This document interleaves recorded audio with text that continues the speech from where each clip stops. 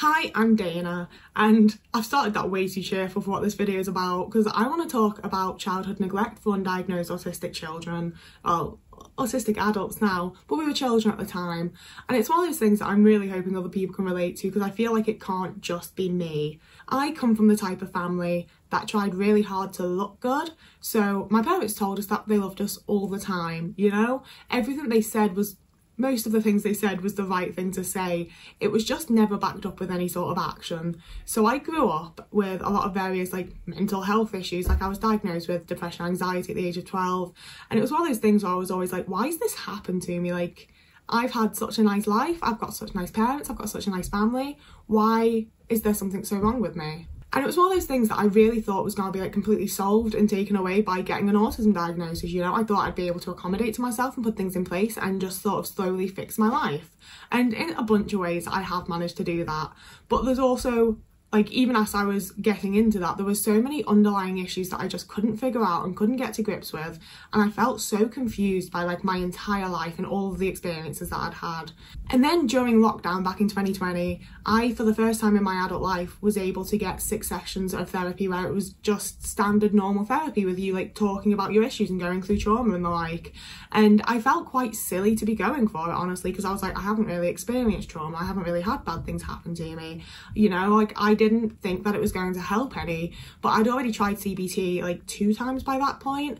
I'd had a whole bunch of counselling in school and like various like guidance people in school that were definitely meant to be mental health support and just weren't very good.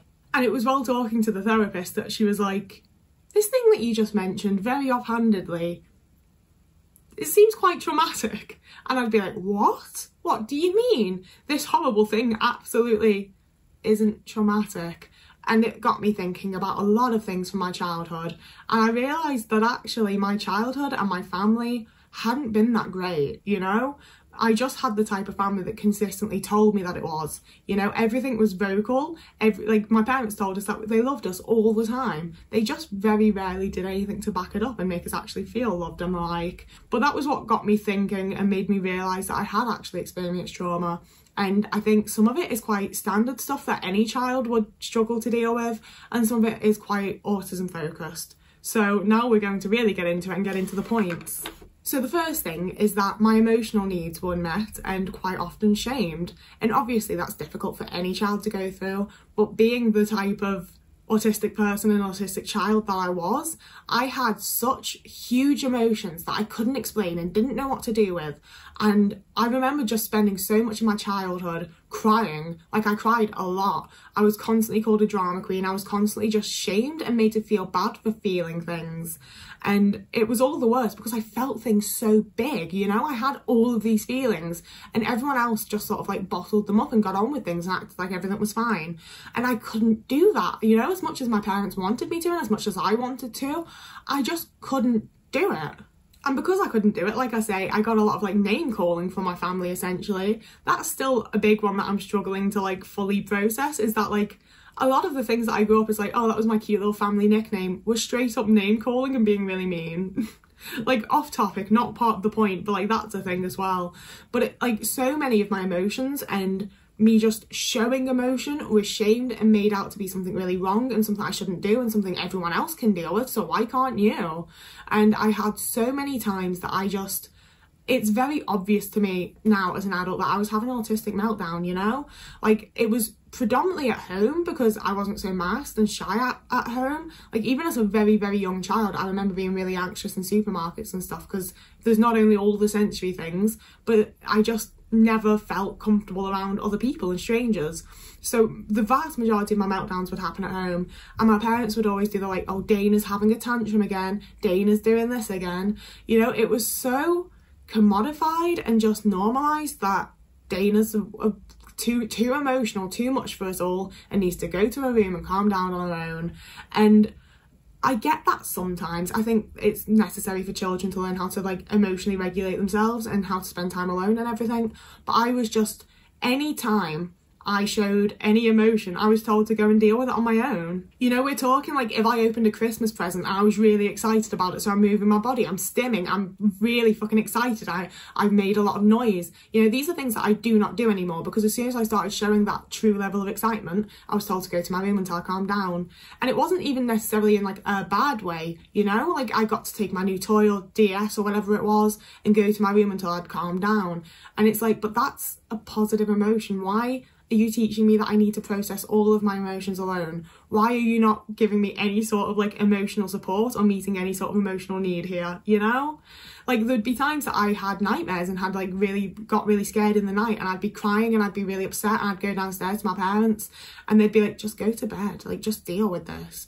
Like all I wanted a lot of the time was a fucking hug from one of my parents, and they wouldn't even do that. They'd be like, Christ, just go to bed, we're not dealing with this right now, we're busy. And despite being seen as like essentially having emotional problems, I excelled in a lot of areas in school. Like I was a voracious reader, I loved reading, and I'm trying to get back into it because I do still like reading, but I read constantly. I was way above everyone else in my year for reading skills. I read like my entire school library by the time I was in like year 4. I loved reading. At that point in like primary school, like before the age of like 13, I was also quite good at maths. A lot of it just immediately made sense to me and I could just do it.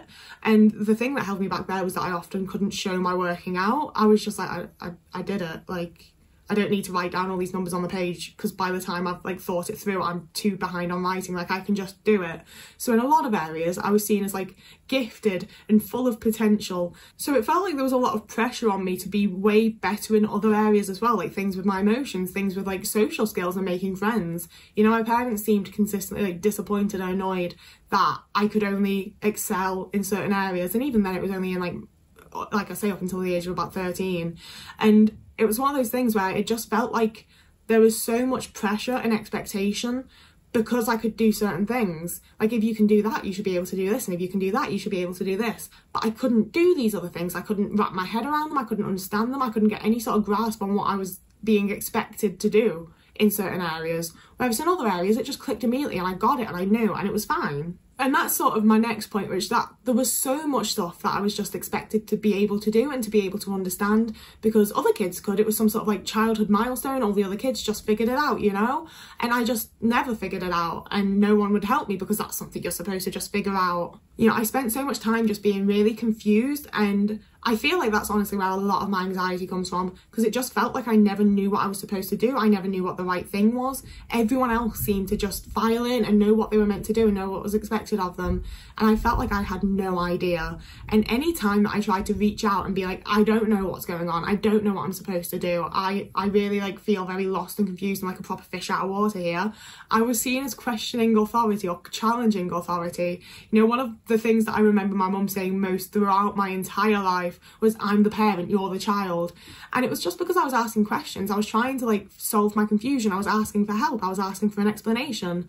But rather than see it as like, this kid genuinely does not get what's going on and doesn't know what to do, it was seen as me like questioning why I was supposed to do the thing. And to a point it was. I do like to know why I'm supposed to do the thing, but it wasn't in a why should I way. It was like, oh, why are we doing that? But I would just get shouted at, I would just get punished, I would get grounded and whatever else.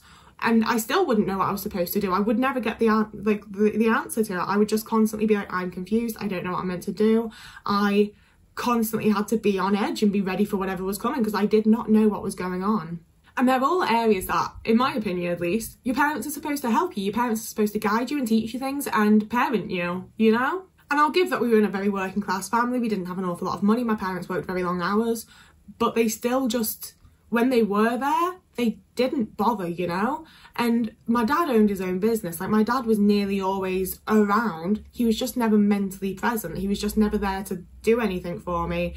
And anytime I did try and speak to him, and like, not anytime, I have some really nice memories of my dad, but a lot of the time, he just wasn't there mentally. I just didn't get anything from him, you know? And I think any child in that situation would just sort of start to feel invisible in the household and feel like no one actually gives a shit, and everything is always like, you know, I was consistently given the message of like, you are just like everybody else, you're not special, you're not getting special treatment, you need to learn to deal with it because everyone else has learned. So I constantly felt like I was just behind everyone else, and everyone else felt all these things and experienced all these things like I did, and they were just better than me and smarter than me and more, you know, they figured it out and I just couldn't. I think for a long time I really massively internalised it as me being the issue, you know, and that's why I didn't acknowledge any of the things that happened because of it as trauma. And I'm not going to go into specific things because they're my specific trauma things, you know, I don't want to talk about them online. But if you're watching this far, I'm going to assume that you probably find this somewhat relatable, so you probably get it, you probably went through similar things because of this kind of stuff. One that I'm not sure will be so relatable to people though was the sibling favouritism, and it was something that I still struggle to deal with. So I have two older brothers, they're 8 and 9 years older than me. My oldest brother was diagnosed autistic in childhood, and my middle brother was never diagnosed with anything, and he was always a bit of an underdog, very manipulative and not a very nice person. You know, there were a lot of things that he did that he really shouldn't have, you know, like he got away with it. I was about to just be like, and he did this and he did this, but he would do things that I wouldn't dream of doing, and he just completely got off with things. My mum showed him very obvious favouritism, and she will, like, I haven't spoken to her for nearly 2 years, but up until the point I stopped speaking to her, like, I tried to bring this up multiple times to gain some sort of understanding of it, and she would just insist that she never had a favourite, she never showed any favouritism. I'm a liar, I'm whatever, I'm making things up. But it was just so obvious all the time, you know, like I would be getting grounded for staying out 15 minutes past my curfew, and he could do really ballsy stuff that you should not be doing, and no consequence. He was completely fine. And you know, it was shown in a lot of other ways as well. He got so much emotional support. I had so many times that I'd come down in the night for a drink and get chased back up to my room because he was in the kitchen having a cuppa with my mum and having a chat about how he feels, and she was making sure he was all right, and I never ever got that. And it's one of those things where I spent a very long time being like, I don't get it, I don't understand it. And I'm at a point where I honestly think it's that he was the most like normal of us, you know? My mum's first child was diagnosed autistic in childhood, and as much as I'm like, that's fine, it's completely chill. This was in like the late 80s, early 90s. So obviously for her that will have felt a certain way. And then she gets this second son and he's just this perfect little bouncing bundle of joy, nothing wrong with him at all, you know? And then I come along years later, unplanned. Although she insists now that I was planned. I heard throughout my childhood that I wasn't, and she'd already gotten rid of all the baby stuff, and like I was basically a disaster. And then all of a sudden in my teen years she changed the story to me being completely planned. But yeah, so... And then not only that, but I'm also, you know, a weird kid. I've got stuff going on. And by that point, I honestly feel like she'd just given up. She'd been through all this stuff with my older brother and she just could not be bothered with me. So all of her love and all of her affection, everything else, she put into her middle child who had nothing going on and was completely fine, essentially. You know, like obviously everyone goes through stuff as a teenager and whatever else, but like out of the three of us, he was the one that was going to have the easiest ride of things, you know? And it was already difficult to feel like my mum didn't love me as much as she loved someone else, you know? Especially my sibling. It's like, why can't you just pay us all the same amount of attention and love us all the same? That was already difficult. And then in my teen years, it switched to just straight up using him against me.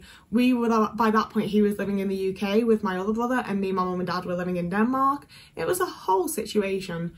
But do I want to go into a specific bit of trauma here? Due to the struggles that I was going through, I'd been dealing with it in a specific way that wasn't healthy and was not a good coping mechanism to have and was very damaging. And I'd found out by this point that my mum had known I was using that coping mechanism the entire time that I'd been using it, which was like probably about 2 years at that point. And she told me a few times that we really needed to help my middle brother with his mental health and helping out with money and be extra nice and kind to him, even though he was consistently rude and mean and nasty to me. Like he would straight up call me names and just be an absolute dick. But I had to be really nice to him, because if I didn't, he might start using this coping mechanism for his mental health. And she knew full well that's what I was doing and just left me to it, did not give a shit. But she was so concerned over the idea of him doing it, you know? It was things like that where I started to just have him used against me and really realise that, like, I wasn't being cared about. It's one of those things where I'm constantly like, I don't want to make it out to be worse than it is, because like I was clothed, I was fed, I had a bedroom, I had a bed, you know, like I was doing a lot better than a lot of other kids that experienced abuse in childhood. I was, you know, lucky and privileged in a lot of ways, but the emotional side of things was just never there. And I feel like it has damaged me well into adulthood, you know, in a lot of ways. Like I don't know how to express emotions to people. I have a whole array of stuff going on that you can view in other videos on my channel. I talk about like everything. And my final point for this video though is that my struggles were seen as intentional, and this is one that I still like don't get, you know, like I said, I've kind of figured out like my own explanation for the favoritism, even if it's not actually what's going on. It's the thing that I've processed and been able to deal with and get over to a point. But I don't understand at all why anytime I was like going through it, you know, I'd be really struggling, I'd be finding things really difficult, and it was seen as just so intentional on my part, you know. It seemed like I've made whole videos, I think, about how I was constantly seen as lazy, and my mum constantly called me lazy, and like she would have this vague awareness and sort of hint that she knew that I was struggling, but then also be like, well, stop doing that, just don't find things hard, you know. Like, I remember so many times that she straight up just told me stop it when I was struggling to do something or struggling to figure something out. She'd just be like, stop it, stop struggling. Like, she didn't say stop struggling, but she told me stop it all the fucking time. That is like, if you could like write down everything my mother ever said to me, that's the thing that would come up the most, I think. Just constantly being told stop it. And 99% of the time I'd be like, I would love to stop it. Like, I would love to be able to just do this thing or not struggle with this or not have this difficulty. I can't just stop it. And the thing that always hurt the most was when she would point out like specific bits of behaviour, you know, like I never knew how our arguments started. I would say the most like random inane bit of small talk, and all of a sudden she'd be like fucking shouting at me over the dining table, and I had no idea why. But there were so many times that like eventually when someone's just like screaming at you and being really mean and really nasty, you're gonna reply with something, like eventually. So it would get to that point where we were arguing back and forth, and I'd say something or like mention something or whatever else, and she'd immediately be like, and that's why you don't have any friends. And it's like, what a thing to say to your like lonely teenage daughter. This specific behaviour, the way you behave, the way you are as a person, is the reason you don't have any friends. It was horrible. That's a memory that I've carried for like years and years. So I think I could explain it just now. I'm like, that's actually horrible. Like, it's not a bit tight, it's not a bit mean. Like, it's genuinely horrible. Don't say that to anyone ever, like, Jesus. But yeah, that's basically the end of this video. I just feel like being autistic affected so much of my family life and the way that my family treated me and the way that I was able to actually process the things happening within my family. And it's one of those things where I would love to stop thinking about my childhood, but I also feel like I need to like fully process it and understand what happened there in order to, you know, deal with stuff now and figure out how to move on. And it's all quite difficult, and that's where I would really appreciate people commenting and creating a bit of a discussion around this. You don't have to share your specific experiences unless you want to, in which case I'd love to read. But you know, like, I just feel like having the discussions that we have under these videos so often helps me to figure out more about things and just form more complete opinions and kind of heal from something sometimes, honestly. So if you want to comment, please do. If you wanted to subscribe, I'm posting content here 3 times a week on Tuesdays, Thursdays and Sundays. I post daily over on TikTok and very sporadically over on Instagram, but they will both be linked down below, along with my Ko-fi and Patreon. So if you wanted to donate or subscribe to donate to me monthly so that I get paid for these videos and actually have some money, that would be so nice. It would be so nice. But there's never any pressure. You do not have to. And that's that. So whoever you are, wherever you are, I hope you have a lovely morning, evening, day, afternoon, week, month, year. And I'll see you again in a couple of days.